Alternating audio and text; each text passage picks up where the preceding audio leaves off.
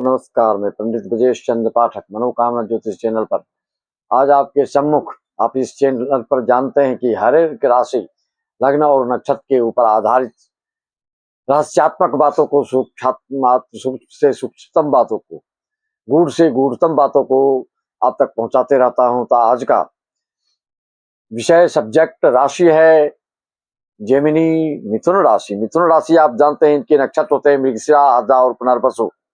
मृगशिरा के दो अक्षर वे और वो, और आद्रा के कु घ ng क्ष, पुनर्वसु के को ह। इस तरह से 9 चरण बनते हैं। मिथुन राशि वायु तत्व की राशि है और वर्तमान में आप जान रहे हैं कि मिथुन राशि वालों के साथ गुरु जो उच्च होकर के आपके धन भाव में, वाणी भाव में, कुटुंब भाव में आपके जो निवेश आदि करने की जो सोच रहे थे, जो चल रहा है, जो कर रहे हैं, उनके लिए कुटुंब आदि से आपका ज्यादा विशेष सहयोग मिल सकता है।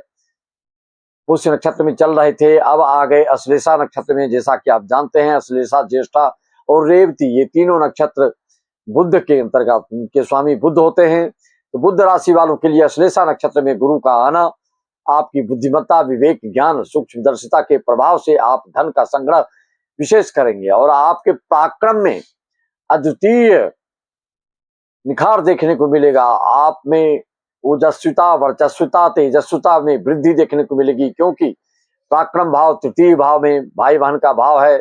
इस भाव में अभी आपके सूर्य और केतु चल रहे हैं। सूर्य केतु की युति भी विशेष लाभदायक सिद्ध होते हैं।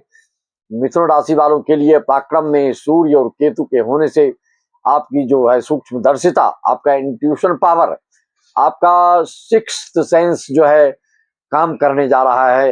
मिथुन राशि वालों के लिए आपको जानते हैं ज्यादा पश्चिम दिशा से ज्यादा लाभ होता है। अगर मिथुन लग्न भी हो तो आपको पश्चिम दिशा से विशेष लाभ होता है और पूर्व दिशा में आपको रोजगार, नौकरी, व्यवसाय आदि की भी संभावना विशेष होती है। और आपके मिथुन लग्न है तो ऐसे जातक के ज्यादा भाई बंधु नहीं होते हैं।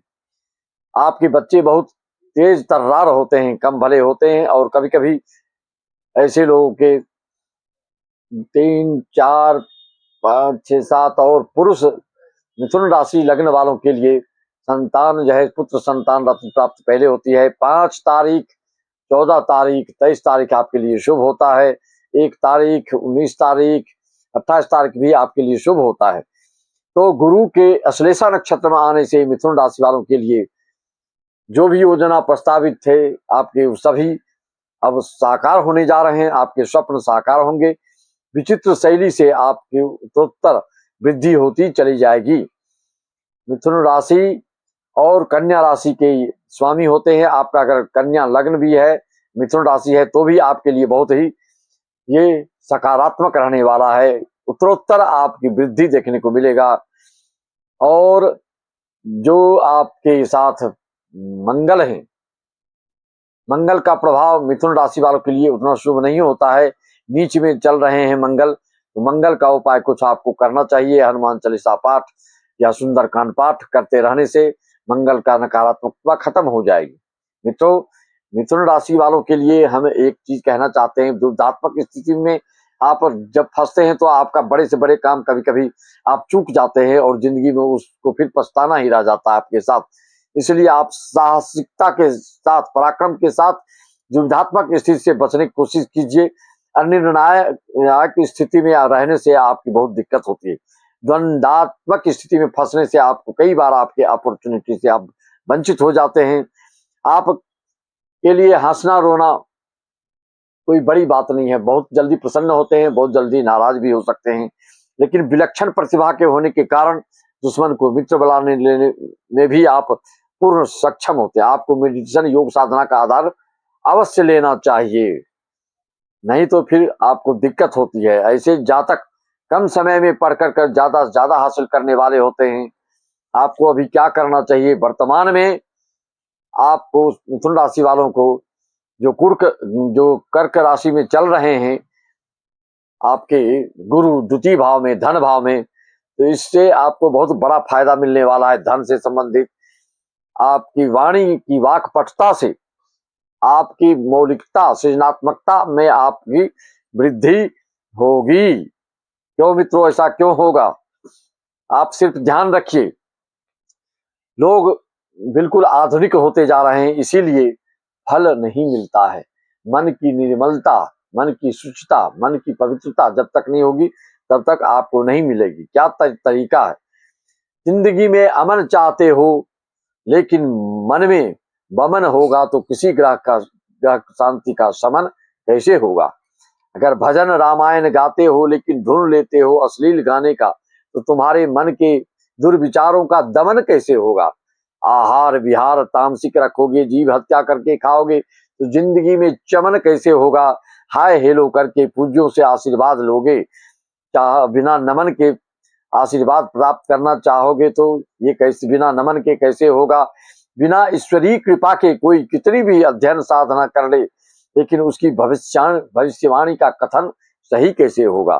सिर्फ अध्ययन करके फलादेश करने से नहीं होता, इसके लिए इंट्यूशन पावर, सिक्स सेंस की परम आवश्यकता पड़ती है, अन्यथा तो फलादेश आपको संतुष्ट नहीं कर सकता कोई भी ज्योतिषाचार्य। जब तक तुम्हारे आहार विहार मोह माया भौतिकता और संसारिकता के चक्कर के अतिरेक से बचोगे नहीं, तो आप इसी तरह से तृष्णा में भटकते रहोगे, दर दर की ठोकर खाते रहोगे, कहीं कुछ किसी चीज से लाभ आपको प्राप्त होने वाला नहीं है। क्योंकि हर कार्य जो है, रचनात्मक सृजनात्मक कार्य, जो भी आप पॉजिटिव चाहते हैं, फल प्राप्त करना चाहते हैं, तो आपको भगवान के प्रति नतमस्तक होना पड़ेगा। अपनी राशि के अनुसार डेट का चयन करना पड़ेगा, रत्न का चयन करना पड़ेगा, रंग का चयन करना पड़ेगा, पूजा पाठ का चयन करना पड़ेगा, तभी जाके आपकी उत्तरोत्तर वृद्धि होगी। मिथुन राशि वालों को अपामार्ग की चिता पौधा की सेवा अवश्य करना चाहिए। 5 लोटे जल का प्रयोग आप अवश्य करें। आप देखेंगे महीने 2 महीने में ही आपके जो है भाग्य में निखार आ जाएगा और तरक्की उन्नति की ओर अग्रसर हो जाओगे। क्या करना आपको? 1 लोटा जल रात में रखिए और उसको दिन होते ही बाग बगीचा में डालिए या गेट के बाहर में डाल दीजिए, जहां से आवागमन आपका होता है।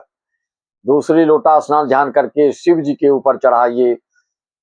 तीसरी लोटा आप तुलसी दल माता के पौधा लगाइए, घर उसमें डालिए।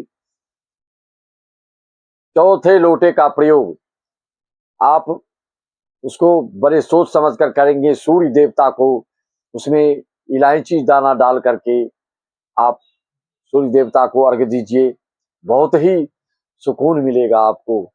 मिथुन राशि वालों के लिए बहुत ही कारगर उपाय है। पांचवें आपको जो गाय, देसी गाय मिले उसको हरी घास दिया करो, लेकिन 5वें लोटा का जल का प्रयोग क्या करना है आपको?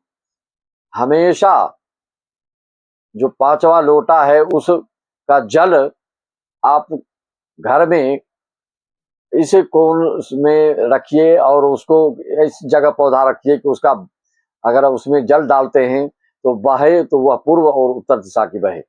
ये घर के वास्तुशास्त्र का नियम है। वास्तुशास्त्र के बिना कारण भी बहुत लोगों में बहुत दोष पैदा हो जाता है और नकारात्मकता के कारण सुकून नहीं मिल पाता है, टेंशन रहता है, डिप्रेशन रहता है, एंजाइटी हो जाती है। तो वास्तु पर भी आपको ध्यान देना होगा।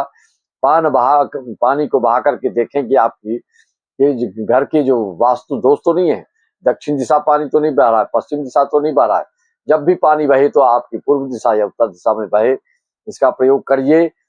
इस तरह से पौधे का प्रयोग, शंकर जी का प्रयोग, गेट पर पानी डालने का प्रयोग करते रहेंगे तो महीने 2 महीने में ही आपको आशातीत सफलता प्राप्त होगी। इसी वाणी के साथ में वाणी को विराम देते हुए कहना चाहूंगा, इस केतु सूर्य के उति पराक्रम भाव का फल आप ले लीजिए और अश्लेषा नक्षत्र में गुरु उच्च के होकर मिथुन राशि वालों के लिए हर मनोकामना पूर्ण करने जा रहे हैं। कोई शंका समाधान आप चाहते हैं तो हमसे संपर्क साध करके उसका परिहार, उसका उपाय, ऑनलाइन पूजा आदि भी कर सकते हैं। सभी को नमन वंदना विनम्र पुराण। जय श्री राम। जय श्री राम।